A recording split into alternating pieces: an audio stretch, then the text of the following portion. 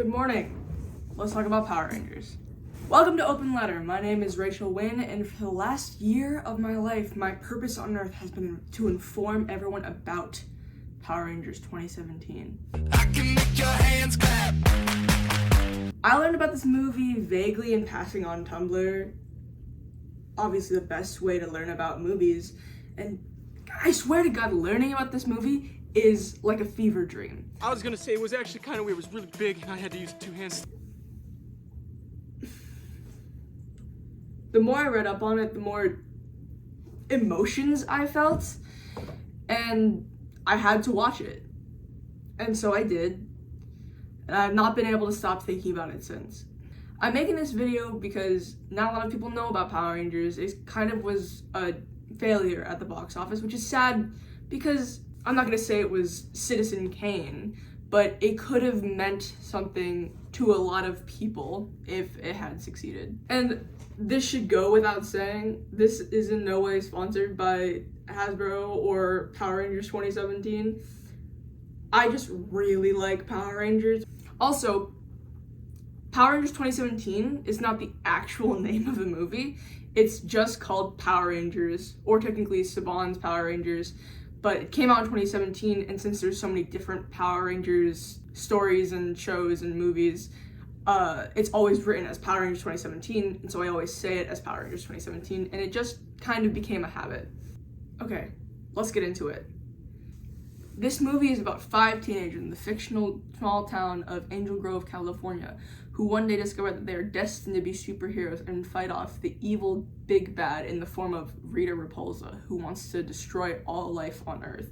Your pretty standard plot for a young adult action movie. Let's get into some of the reasons I love this movie and the things that I tell people when I'm trying to pitch them the movie.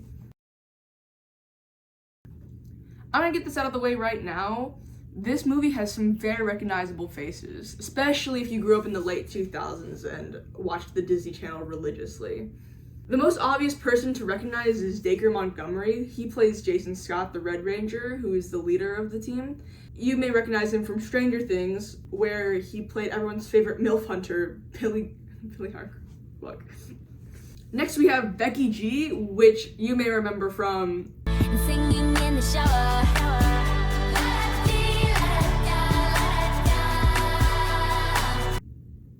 I just know that gave some of you war flashbacks to Disney Channel's next big thing.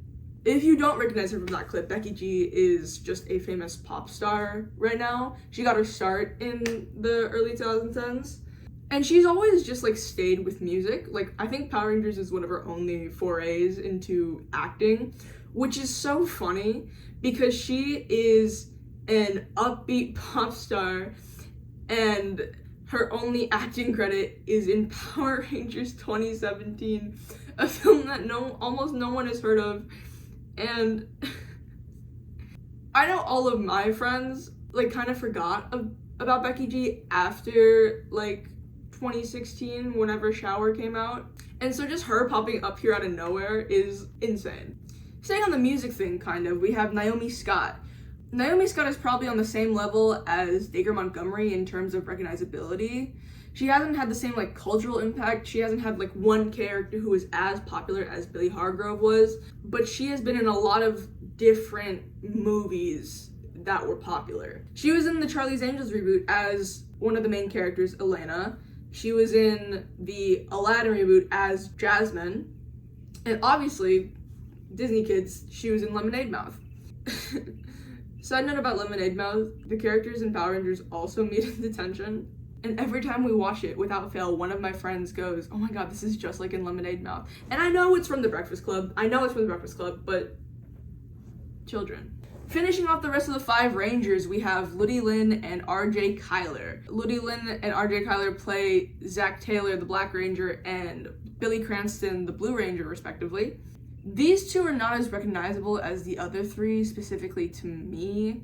They've been in stuff, but nothing I've seen and nothing that has been super popular.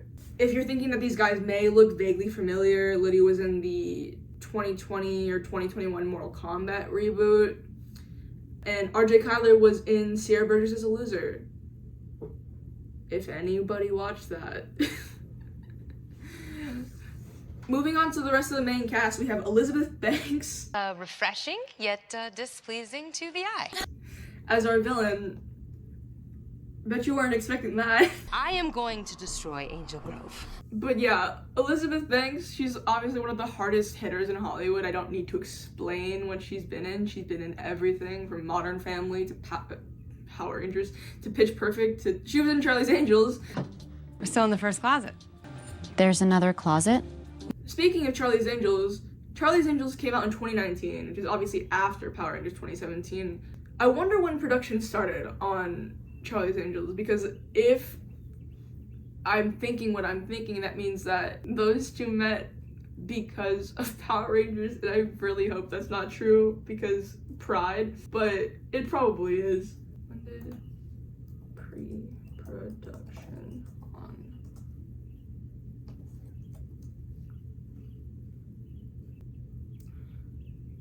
Well, I've learned nothing. Speaking of big names in Hollywood, we have Bryan Cranston from Breaking Bad. He plays a wall. Yep. And then finally we have Bill Hader here, lending his voice to Alpha 5, the group's robot assistant. And it's not as distracting as you would think. I feel like the last three don't really need explaining on what they've been in, but they were all in this movie. Things to think about. What they did with that $105 budget. 105 million. We also have an honorable mention. Jason's dad might be slightly familiar to you. He is played by... I have in my notes, he is played by look up actor's name. So I guess I'm gonna do that. He is played by David Denman, who played Roy on The Office.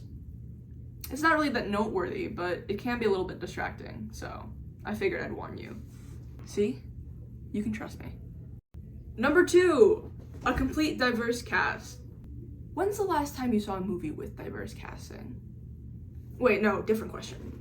Do superhero movies have good representation? Let me answer that for you. No. Let's look at different superhero ensemble movies or TV shows. Ensemble movies.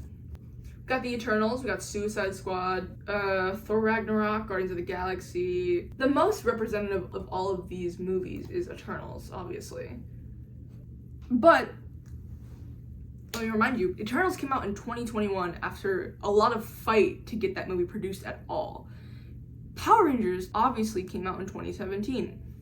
A lot of this movie boils down to being ahead of its time in some way. I know that's kind of funny because at the same time the movie feels like a product of 2017, but Power Rangers has a completely diverse cast. There are 5 main Rangers, right? And every one of them is a different race. We got Jason Scott, who is white, because they're not gonna make a movie without white people. We got Billy, who is black. We have Kim, who is Indian. Becky G is Latina. And then Zach is Asian. I'm not saying every race is represented, obviously, but the fact that they're all different and that it gives a lot of people who didn't have a ton of representation before a superhero, essentially, is kind of a big deal. Like, again, I can't think of a superhero movie that is as diverse, at least for the time. What superhero movies were coming out in 2017? Homecoming, Logan, Justice League, a movie called Guardians. That does not look good. And the Lego Batman movie, oh, that's a contender.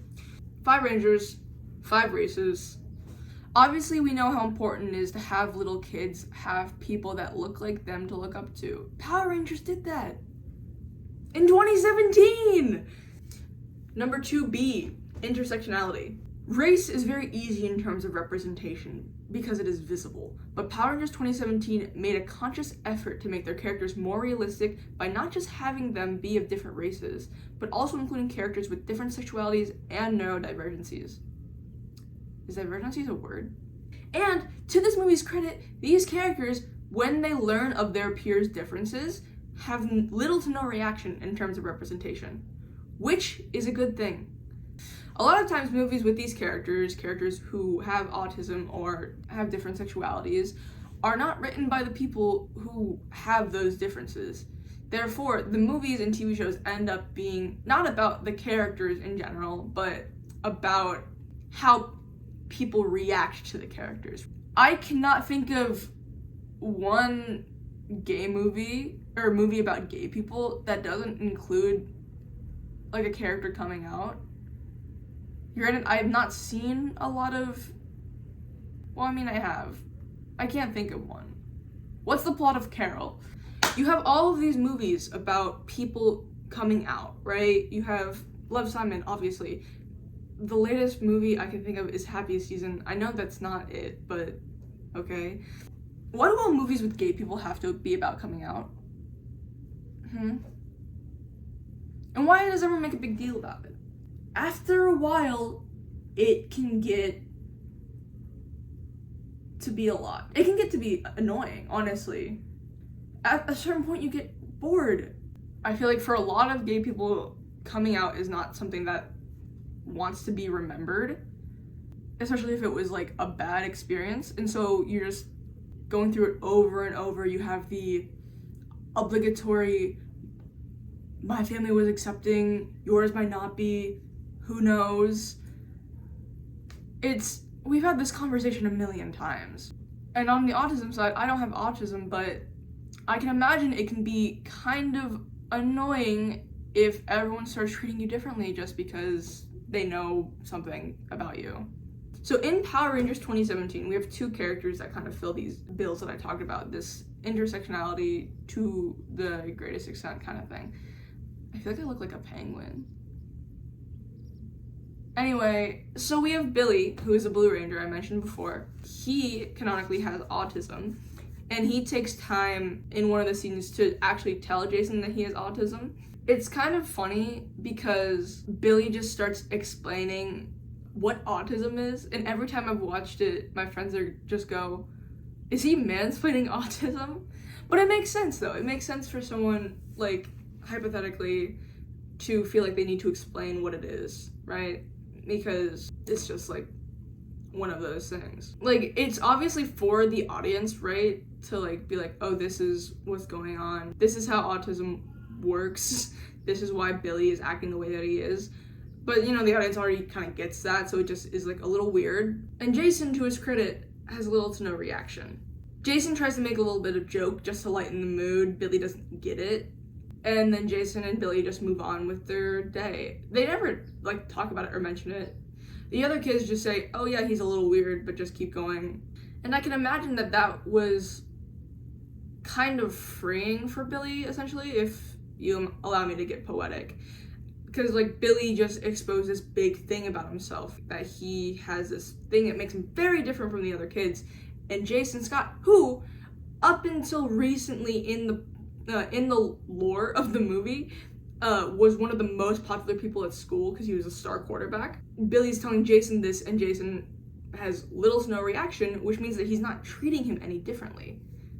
Which is kind of what people want when they're going through this kind of thing. They don't want to be treated differently. They want everything to stay the same, because the reason most people are afraid of telling people these things, afraid of telling them that they have some sort of mental disability, or that they identify as a different sexuality, is because they're afraid that people are going to treat them differently. They're afraid of change.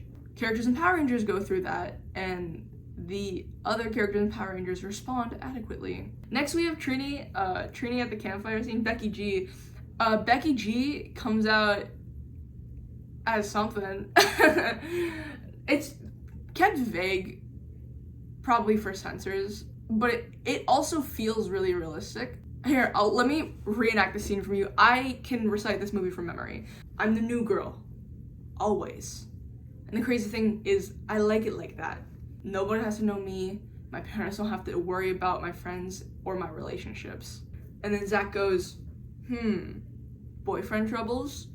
And then Becky G pauses for an eternity and goes, yeah, boyfriend troubles. And then Zach, not being an idiot, goes, girlfriend troubles? And then Becky G pauses for another eternity and goes,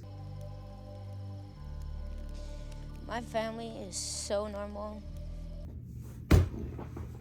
Ma'am, no, but it's a perfect reading. It's a perfect scene. Like, she clearly wants to tell them something, but also is scared.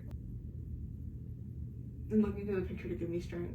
The thing I'm trying to point out here is that the interactions with the cast they don't change in any way, right? They still act the same with each other. If anything, they've gotten closer, but that could just be because of time. I feel like that's what most people want when they are coming out to people or whatever. They want things to stay exactly the same because it was better that way. Other movies, like, someone tell me what The Good Doctor is about. I know it's a show. I know that he has autism. Love, Simon, treated differently. Happiest Season, treated differently. In those cases, the difference is for the better. Let me just point out. It's kind of like that thing when you tell your parents something and all of a sudden they start being really nice to you and it starts scaring you. It's kind of like that. It's not like other movies where it doesn't make the entire point of representation about that, right? But it's also not like other movies where the representation is just in there just to like check a box to be represented. The representation there is intentional and it also helps the characters, like, characterization a lot. There are shows and movies where there are characters who are gay just for the point of being there. You know that thing where, like, he's not gay because it's not relevant to the plot? I don't even know why I mentioned that, but I thought I would bring it up. Like, these characters being represented are not adding anything to the plot itself, but it's also not distracting that they're there. These characters were made with such intention that these coming out scenes essentially do nothing but augment the character's backstory, right? We learn more about Trini. We learn that Trini's so closed off and scared because probably she's in the closet with her family and her family sucks. Billy has autism, and that makes sense why he is so analytical and does goofy things like walking to the street looking at a map. This makes sense. But if you didn't mention any of these things and just left it be vague, like a lot of movies do, that's the issue. A lot of movies do that, and it's really annoying to people because they're like, this is obvious representation, just say it. But Power Rangers does say it. There's this thing in like Hollywood or something where they can show anything they want, they can do anything, but they're scared of saying the words. They're scared of saying the words, I'm gay, I have autism, I'm a lesbian, stuff like that. They're like scared to admit it. And granted, Trini doesn't, but Billy does. That's important for people. I was talking with this one guy who was just friends with my friends, and the only conversation we shared was about Power Rangers, but he had autism, and he told me that he had seen the movie already, and the fact that Billy had autism made him really happy. And honestly, I didn't know that he had autism before, and I was kind of just taken aback because this movie, the thing I've been saying the entire time, could have been something for a lot of people. I imagine a lot of people would feel safer, more comfortable about themselves if, you know, they had a character like Billy growing up, or even like Trini. I grew up with, you know, knowing a lot of gay people. I grew up, you know, in a community that had a lot of gay people, and almost everyone that I've told about this story has been like, wow, why haven't I seen this movie, first of all? If I had seen this movie, it would not have taken me so long to figure out that I was gay. Like, this is what I'm talking about when I get frustrated that Power Rangers is unpopular.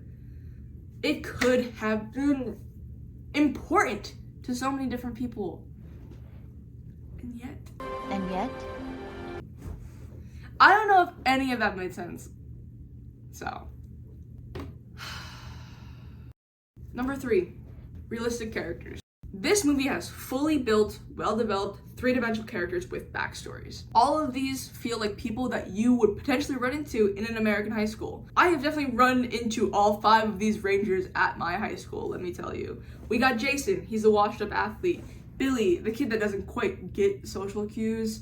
Kim is the popular mean girl. Trini is any person you meet in the drama department. Trini is the loner kid who is too scared to get close to people. Zach is the slacker who doesn't care about anyone. But the best thing about these characters is that when we learn their backstories, they completely change the way you think about these characters. You know why they interact like that. You know why they're acting the way they are. Which, if you think about it, teaches you a lesson about life. Because, you know, it's this idea of everyone has their different stories. You don't know what he's going through, which is what they beat into your heads in high school about, right? Jason is a washed-up athlete because his parents put too much pressure on him and think he's a disappointment after a senior prank that he did. We have all met someone like Jason who has too much pressure put on them and eventually they cracked and fell off. We've all met ex-athletes who thought they could have been great. A lot of people think that they're Jason, which, side note, Jason is the worst character in this movie. That's my opinion. You don't have to like Jason, I'm just telling you, but, you know. Billy is a weird kid who doesn't get social cues, obviously because he has autism, but also just because his dad, who was his favorite person growing up, died 7 years ago? 7 years, 4 months, and 2 days? Kim's backstory is so hard to understand. Kim's the popular mean girl, except she just got cut out by her best friends for sending a girl's nudes around. Her backstory makes no sense. But I've also interacted with a lot of popular mean girls who've done stupid things. She did it because she was jealous. She did it because she was scared, which is not forgivable. But, like, tell me you haven't, like, met someone who was like that, who made a insane mistake just out of insecurity. Then we got Trini. Trini's home life sucks. The first on-screen interaction we see with her and her parents, the only interaction we see with her and her parents, her mom freaks out and asks her to pee in a cup to drug test her. Pee in that cup!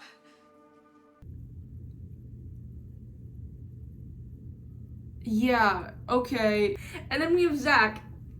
Zach's backstory is probably the best because you have this, you know, slacker kid who's super impulsive, right? Jumps on cars, skips school. You still go to Angel Grove? Sometimes. Sleeps on the top of trains. Ah, she's back again. Eats out of cans of beans. All of the natural impulsive things. And then we learn that his mom is sick with some sort of terminal illness and he is the only caretaker and they live in a mobile home park. And the reason he's impulsive is because he's scared of being alone. While some of these stories are definitely less angsty than the others, they are there, right? And you instantly know what all of these characters are about. And over the course of the movie, you understand each character's motivation.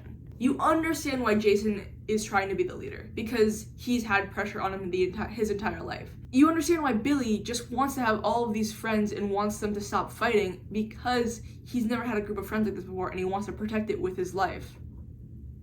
You know what these characters are about. You know what's going on in their head. Not a lot of other movies do that. Okay, this category is called batshit crazy in a good way. So these are just all actual scenes in the movie that I'm just gonna drop in here with little to no context. The second scene of the film is Jason getting into a police chase set to We Don't Believe What's on TV by 21 Pilots.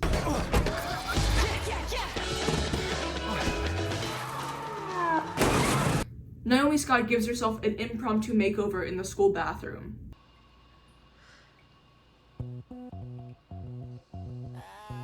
Billy blows himself up with dynamite.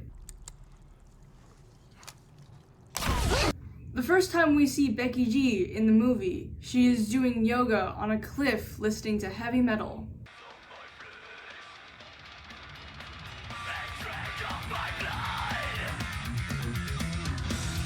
Jason slaps Ed Sheeran in high school detention. Did you just slap me? I did. Weird, right?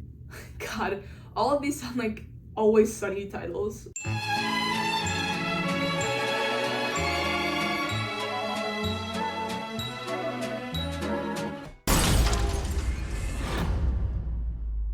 Zach almost runs over a van full of nuns. Jason is a peeping Tom. No way.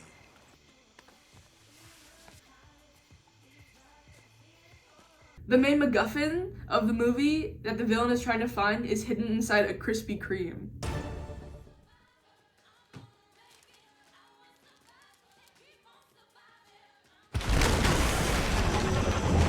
There's a training montage set to Hand Clap by Fitz and the Tantrums, which is the best scene, by the way.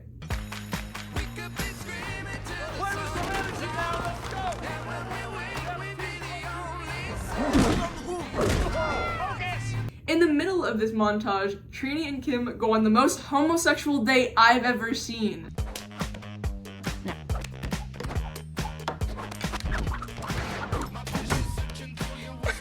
After the scene where Becky G comes out, there's a scene where her and Elizabeth Banks get dangerously close to making out.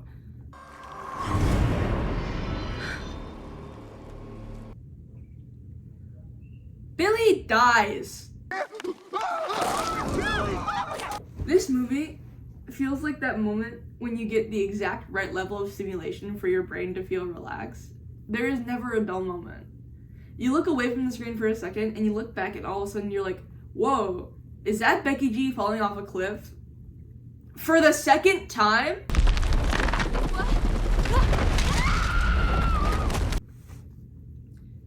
The last thing I'll say for this section is that the opening scene with Jason and the 21 Pilots song is only the second best car chase scene in the movie.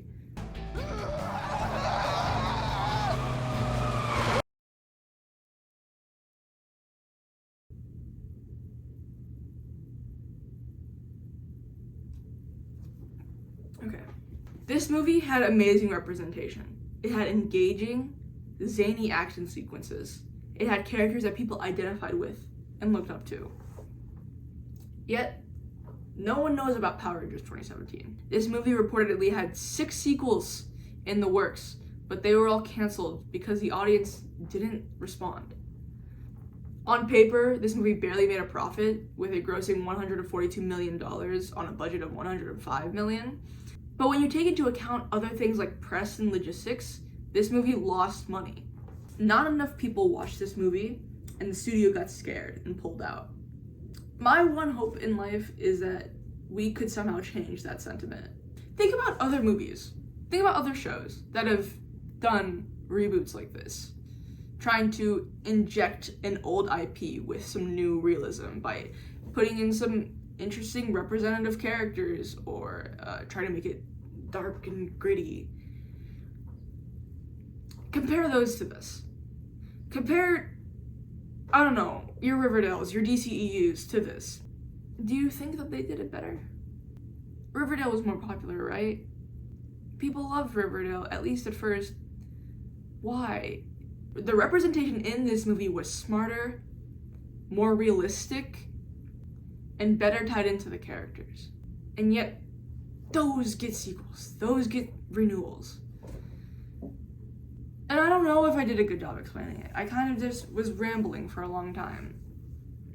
But I love this movie so much. It's not a very popular movie, not a ton of people have heard of it, which is disappointing.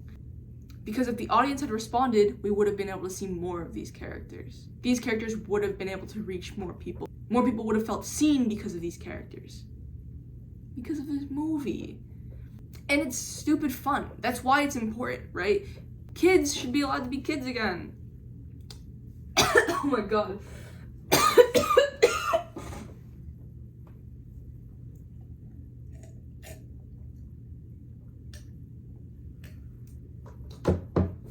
This movie feels exactly like what you would imagine being a superhero in high school would be like if you were in middle school.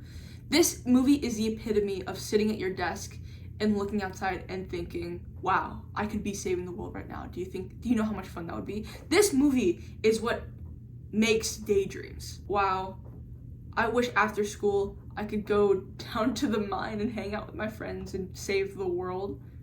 This movie should have been what kids daydream on the playground about. But no one saw it. No one saw it, no one invested, and sadly enough, studios run on money, so it failed. But if there's some way that we could just not bring it back is ambitious, but just remember it. That's what I want. I want more people to know about this movie. I want more people to know this movie exists. Just that it exists. And I want people to form their own opinions about it. Good movie, bad movie, I don't care. All I want is for people to know this movie. I want this movie to have mattered. I love this movie so much.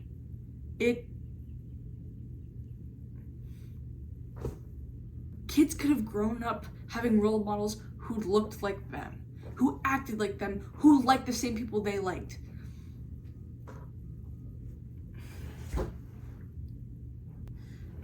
Go watch the movie.